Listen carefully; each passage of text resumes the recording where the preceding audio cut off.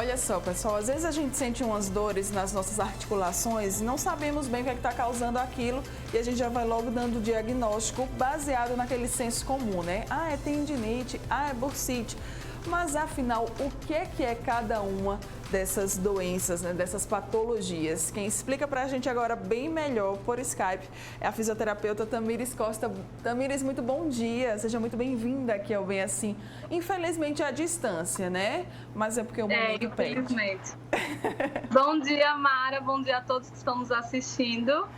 Infelizmente à distância, mas é necessário, né? Exato. Então, vamos começar a falar um pouquinho sobre a tendinite e da bursite. Vamos então, lá. Tanto uma quanto a outra, elas são consideradas como doenças ocupacionais. E o que seriam essas doenças ocupacionais? São doenças que estão diretamente relacionadas à atividade que o indivíduo ele vai desenvolver no decorrer do seu trabalho, certo? Sim. Ou por esforço repetitivo. Uhum. E alguns exemplos disso podem ser pessoas que trabalham em empresas, pessoas que estão trabalhando em home office, que é uma realidade que a gente está vivendo hoje, né? Sim. Qual que Com seria... uso contínuo... Tá, pode falar. Com uso contínuo do computador, muito tempo sentado e por aí vai. Tá. Qual que seria as diferenças ou a diferença principal entre a tendinite e a bursite? Certo, deixa eu falar primeiro sobre a tendinite para a gente entender melhor. Tá. Então, eu não sei se vocês vão mostrar uma imagem aí do ombro, para ficar mais fácil de visualizar, né? Ótimo, deixa eu pedir para o pessoal colocar a imagem. Pode ir falando, e eles vão colocando já já. Tá, então vocês vão ver na imagem que é a imagem de um ombro com todas as estruturas que o mantêm em bom funcionamento. E entre essas estruturas tem o tendão, tem o osso, tem os músculos. Só que a que mais vai chamar a nossa atenção na questão da tendinite é o tendão, tá? Uhum. Então a função do tendão é o quê? Ele vai fixar o músculo ao osso, ele funciona como se fosse um cordão que vai distribuir força para realizar a contração muscular e, consequentemente, realizar o movimento do osso, né? Certo. Então, o tendão tem essa função. Isso, ele tem essa função. Aí, na imagem, vocês podem ver que do lado esquerdo, a gente tem um tendão, esse mais grosso, que está na posição horizontal. Uhum. Nesse caso, a pessoa não tem tendinite. E do lado direito, é um caso de uma pessoa com tendinite no ombro. Sim. E vocês podem observar que nesse tendão ele vai estar com um pontinho vermelho. Isso quer dizer que a região ela sofreu uma lesão, uma microlesão no tendão e, consequentemente, ele vai desenvolver um processo inflamatório aí. Então, a principal característica da tendinite é a inflamação no tendão, tá? Tá. Então, ela pode acontecer em qualquer lugar, não precisa ser somente no ombro, tá? Pode ser no ombro, no punho, no joelho, no calcanhar e por aí vai. Uhum. Então, tendinite é quando tem uma lesão no tendão. Isso, vai ser uma inflamação no tendão. Tá. E a bursite? A bursite, ela vai acontecer esse processo inflamatório também, só que ao invés de acontecer no tendão, ela vai acontecer numa estrutura chamada bursa sinovial. Uhum. Essa bursa sinovial é essa azulzinha que vocês estão vendo. Sim. É como se fosse uma bolsa. Dentro dessa bolsa, ela tem um líquido chamado líquido sinovial e ele tem como função principal evitar o atrito entre as articulações, facilitar o deslizamento de osso com osso, diminuir o impacto, né, entre essas estruturas. E aí, no caso da bursite, ela vai ser causada principalmente por forte atrito sofrido na articulação, como, por exemplo, bater o joelho na quina da mesa. Isso pode causar uma bursite. E aí vai haver a inflamação dessa estrutura chamada bursa sinovial. Certo. Eles ficam em locais próximos, a bursa e o tendão? Ficam, são estruturas que ficam próximas. A bursa, por exemplo, fica entre um osso e o outro para evitar o impacto entre os ossos, certo? Como certo. Vocês podem ver aí. E o tendão, ele serve mais para fixar. Então, às vezes ele fica na superfície dos ossos e é mais fácil a identificação. Então, no geral, a diferença da bursite para a tendinite é que uma vai acontecer, a inflamação vai ser no tendão e a outra vai ocorrer a inflamação na bursa sinovial. Certo. E como é que vai descobrir se é a bursite ou se é a tendinite? Como é que é feito esse diagnóstico? Então, a bursite, a tendinite ela vai apresentar uma dor específica, tá? Geralmente é uma dor mais superficial, porque a gente consegue palpar, é uma dor mais local. E já a bursite, a pessoa vai começar a referir dor quando pegar algum tipo de peso ou empurrar algum objeto resistido, certo? E aí a pessoa ela pode identificar através dos sinais que essa região vai demonstrar.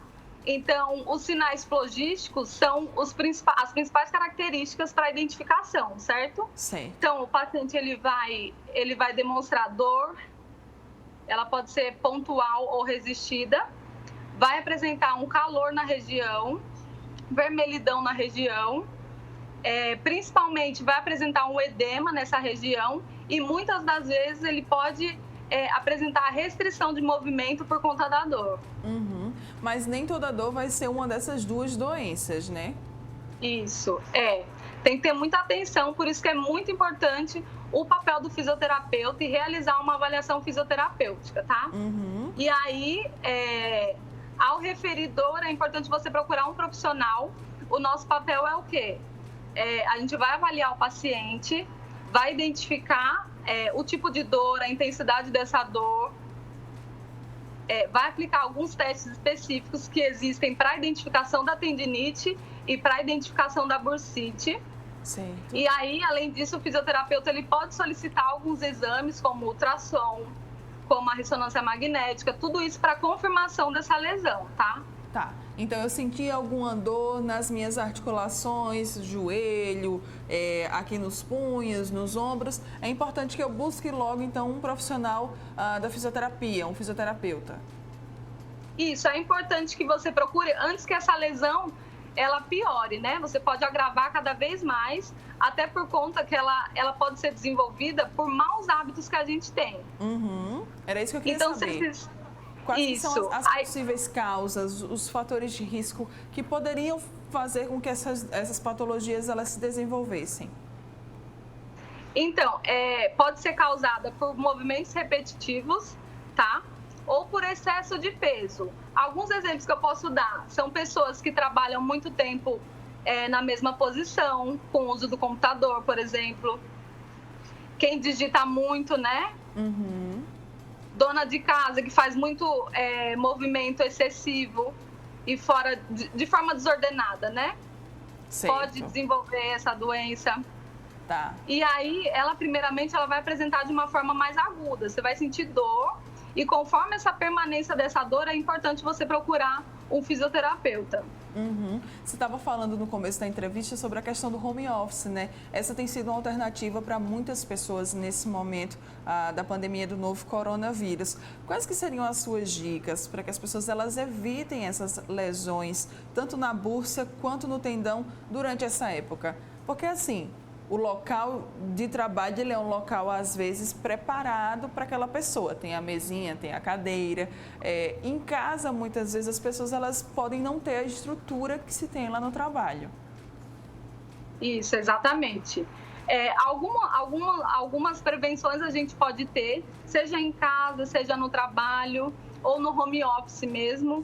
Como, por exemplo, é importante a gente ter um bom condicionamento, certo? Através de exercício físico, porque com uma musculatura bem estabilizada, ela evita que outras estruturas se sobrecarreguem e, consequentemente, não vai piorar o quadro da lesão ou desenvolver alguma lesão, certo? Certo. Além disso, é importante que a pessoa ela tenha um bom posicionamento da coluna vertebral, porque a nossa coluna ela funciona como se fosse um haste. E qualquer alteração que tenha nessa coluna, ela vai desenvolver alguma alteração em outras estruturas e é importante que a gente evite maus posicionamentos, posições muito esforçadas, muito desajeitadas e com isso você consegue diminuir bastante o quadro de prevenção. Tá, joia. E sobre o tratamento, hein? Descobri que eu tenho uma bursite ou a tendinite, como é que é feito esse tratamento? O meu tendão e a minha bursa, eles voltarão ao normal, ao que eram antes dessa lesão? Então, é um processo, né? Primeiro, deixa eu terminar de falar um pouquinho sobre as prevenções que a pessoa pode ter, tá? Pode fazer. Então, é importante que a pessoa fique muito atenta ao ambiente de trabalho dela. Por exemplo, conseguir posicionar o computador na direção dos seus olhos, sentar numa cadeira mais adequada, que não esteja nem muito alta nem muito baixa. Uma cadeira que tenha um apoio, por exemplo. E também é importante que a pessoa realize pausas regulares durante o serviço, tá? Até mesmo para descansar esses tendões e descansar a musculatura. Sei. Então, essas pausas, ela pode ser feita de 10, 15, até 30 minutos, mas é importante que ela seja feita durante a jornada de trabalho, tá? Tá. E aí, é importante que durante essas pausas a pessoa realize ou exercício, algum tipo de exercício rápido, ou um tipo de alongamento que é extremamente importante. E, inclusive, o alongamento, ele tem muita comprovação científica, tá? Em relação à prevenção de dores e à diminuição de dores para profissionais que trabalham com longa jornada de trabalho. Tá. Deixa eu deixar a minha pergunta, aquela última que eu fiz mais para frente. Sim. Quais que seriam, então, esses exercícios, quais que seriam esses alongamentos que o pessoal pode fazer em casa? Você tem como demonstrar para a gente, Tamires? Tenho sim. Então, existem alguns alongamentos que são ótimos para serem feitos tanto em casa quanto no serviço, que vai até aparecer uma imagem para vocês, para facilitar a visualização. Sem ser essa. Aí você pode alongar na cadeira mesmo, fazer um alongamento da região lombar, Seria né? Você senta direitinho. Isso. Ótimo. Aí são esses alongamentos que é importante que você faça durante essa pausa no serviço, certo? Ela vai evitar muito as dores e prevenir de lesões. Tá, então a gente tá vendo aí que tem exercício para as costas, para os ombros, né? Isso, para cervical, para membro superior, para membro inferior. Então não tem desculpa. Prepara aí o print ou a foto, viu, galera? Então, para vocês fazerem em casa esses exercícios. É importantíssimo. Muito legal mesmo. Vamos então agora para a pergunta do tratamento. Quais que seriam os tratamentos, caso eu descubra, né, que eu tenho aí a bursite ou a tendinite? E se a minha bursa e o meu tendão, eles voltam ao que era antes, eles voltam ao normal depois desse tratamento? Certo. Então, o tratamento eu vou falar de uma forma geral, porque cada paciente é um paciente, então é muito difícil você fazer uma avaliação sem ter, né? Sim. Então, praticamente, ela vai acontecer em duas fases, o tratamento. A primeira fase vai diminuir o quadro inflamatório desse paciente, já que ele vai estar sentindo muita dor, vai ter inchaço na região, vai ter vermelhidão na região. Então, o primeiro passo é diminuir a dor desse paciente. Tá. E para a realização dessa diminuição, a gente utiliza de alguns recursos da fisioterapia, como o laser terapêutico, o ultrassom terapêutico e até mesmo a crioterapia, tá? Tá. E a partir do momento que a gente consegue tirar esse edema e diminuir a dor desse paciente, a gente passa para a segunda etapa. E essa segunda etapa é praticamente fortalecimento muscular, trabalhar a flexibilidade desse indivíduo, trabalhar equilíbrio, realizar mobilizações articulares para diminuir o atrito entre essas articulações e entre outros diversos recursos que existem na fisioterapia. Certo. Pode acontecer de precisar de cirurgia? Pode acontecer. Até porque existem os graus de lesões, né, do tendão. Então, dependendo do grau, se ele for mais grave, é preciso procurar um médico e realizar a cirurgia se for preciso, tá? Tá, mas só em relação ao tendão ou também em relação à bursa? Em relação ao tendão, principalmente. Certo, principalmente em relação ao tendão.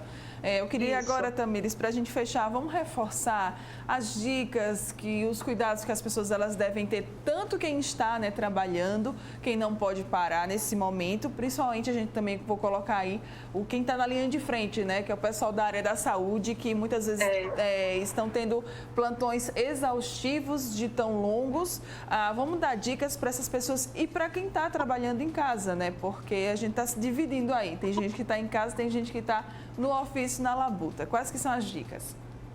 Isso. Então, é muito importante, gente, que a gente evite movimentos repetitivos, que façam pausas durante o dia para relaxar essa musculatura, para relaxar essas estruturas, principalmente para quem está trabalhando com home office, né?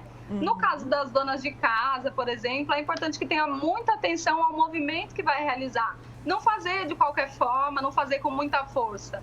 Tenha atenção àquele movimento e faça com cuidado. E é isso. Joia. Quem quiser saber mais como é que pode entrar em contato com você, como é que pode conhecer melhor o seu trabalho, Tamires, vamos divulgar as redes sociais aí para o pessoal de casa. Vocês podem conhecer melhor meu trabalho através do meu Instagram, que é @fisio.costa. Qualquer dúvida é só chamar lá, que a gente está sempre atento. E também através do meu contato, que é 82-98144-4283. Então, qualquer dúvida é só entrar em contato ou agendar sua consulta. Maravilhosa. Então, Físio Costa, vai lá no Instagram para você saber mais, para você conhecer melhor o trabalho da Tamires. Ela que nos deu uma aula, né? Obrigada, viu, por ter nos Obrigada ensinado a você. tanto. Tenho certeza que o pessoal de casa agora já vai saber a diferença entre tendinite e bursite. Não são iguais, tá? Vamos prestar atenção nisso. Obrigada, tá? Obrigada, viu? Bom dia. Bom dia. Espero que você tenha gostado aí desse bate-papo com a Tamires. Eu aprendi muito. Para a gente fechar o programa, tem uma matéria, né? Isso, @Deus. Me ajuda. Em qual? Aqui nessa. Me ajuda. É sobre leite materno. É isso mesmo, sobre leite materno. Vamos colocar aí na tela com Alexandre Lino. Voltamos na programação da TV Mar, aqui direto do Hospital Santa Mônica, especializado no atendimento de recém-nascidos. E aqui, você já conhece, tem um grande banco de leite materno. Durante essa crise da Covid, do coronavírus, como a Santa Mônica tem desenvolvido seu trabalho no atendimento tanto dos recém-nascidos quanto da questão do leite materno. Quem vai conversar com a gente é a pediatra Andréia Pinheiro, coordenadora do Banco de Leite Materno aqui da Santa Mônica. Bom dia. Bom dia. André, como é que está o funcionamento do banco de leite aqui da Santa Mônica? Este mês nós estamos trabalhando normalmente, tá? Funcionando 24 horas, fazendo o atendimento das mães que estão internadas, as mães acompanhantes e as mães que estão nas residências com dificuldade em amamentar ou com excesso de leite. Nós vamos manter esse funcionamento ainda esse mês de abril, mas a partir de maio a gente vai ter uma mudança. Nós vamos deixar de atender 24 horas para atender só durante o dia, de 7 da manhã às 7 da noite, até às 19 horas. Nestes dias de Covid, com o crescimento do número de casos, vocês têm acompanhado uma diminuição do número de doações ou permanece estável? Não, nós tivemos uma diminuição tanto no atendimento externo como nas doações. E a gente tem uma UTI que continua lotada, tá? A gente recebe também bebês de outras maternidades que precisam do leite materno, né? Algumas mães não estão na maternidade, são bebês que vieram de outros serviços e as mães não puderam acompanhar. Então, esses bebês, eles precisam receber o leite humano para poder fortalecer, né, o seu organismo para que eles tenham uma recuperação mais rápida. Vocês têm tido algum procedimento especial na hora de colher esse leite que é doado ou permanece a mesma rotina de funcionamento na hora da doação? A rotina da coleta é a mesma, tá? A gente já usava uma rotina, um protocolo que ele é usado em toda a rede de bancos de leite e a gente não mudou. O que a gente mudou foi só o atendimento. A gente pede para as mães ligarem antes de vir à maternidade, para a gente fazer um agendamento, para que não ocorra um fluxo muito grande. Naturalmente, a gente já teve uma diminuição na procura do banco. Então, a gente já tem uma diminuição espontânea. E as mães que ligam para tirar dúvidas, a gente faz o agendamento para poder criar um fluxo seguro para todos. Seria possível fazer um reforço no pedido para que mais pessoas, mais mulheres venham doar o leite materno, principalmente esse pessoal que deixou de comparecer, deixou de vir? ao banco. A gente sabe que as mães continuam, né, amamentando. É importante, mesmo nesse tempo de Covid, que elas não deixem de amamentar. O leite materno, ele traz, além da nutrição que o bebê precisa, traz também fatores de proteção. Então, o bebê, até o momento, a gente não tem nenhuma evidência que mostre que o aleitamento materno prejudica. Pelo contrário, ele vai fortalecer a imunidade do bebê. E a gente pede para as mães que estão amamentando, que têm excesso de leite, que elas não joguem fora esse leite. Elas podem entrar em contato. O telefone do Banco de Leite é 3315 4434. A gente faz o agendamento e a gente vai até a casa dela fazer a busca do leite. O horário de funcionamento, só para reforçar também? Agora, em abril, a gente está funcionando 24 horas, tá? Mas a partir de maio, nós vamos mudar o atendimento, vai ser apenas durante o dia. De segunda a segunda, de 7 da manhã às 19 horas. Pois é, conversamos aqui com a Andréa Pinheiro, pediatra e coordenadora do Banco de Leite Materno do Hospital Santa Mônica. Reforço também o pedido, leite materno é vida. Vamos ajudar quem tanto precisa neste momento. Você que está assistindo a gente em casa, assistindo a programação da TV Mar e puder doar, procure o Banco de Leite Materno aqui da Santa Mônica. Eles estão tomando todos os cuidados para que o leite materno chegue a quem tanto precisa. Com imagens de Márcio André, Alexandre Lino, direto da Santa Mônica para TV Mar, canal 525. Obrigada, Lino, pelas informações. É isso, tá, gente? A UTI das crianças, dos recém-nascidos, ela continua cheia, porque as crianças, elas continuam nascendo, né? É exatamente isso que é o grande conflito quando a gente fala de novo coronavírus, da Covid-19. Que as pessoas, elas vão ficar doentes normalmente, as crianças, elas vão nascer, e elas podem nascer prematuras, elas podem precisar de leitos. Outras pessoas também podem precisar, e aí, se todo mundo estiver precisando ao mesmo tempo, vai entrar um colapso muito grande. Voltando agora especificamente para as crianças, se você pode doar leite materno, não esqueça, tá? Desses pequenos que tanto estão precisando. Vai lá, busca mais informações com o Banco de Leite da Santa Mônica e vê como você pode ajudar. Muito obrigada pela sua companhia, pela sua presença. A gente volta amanhã, a partir de 9h30. Tem Sextou aqui no Bem Assim e eu conto com você, tá? E amanhã vai ser um pouquinho especial, a gente conversa amanhã. Beijo, tchau, até amanhã.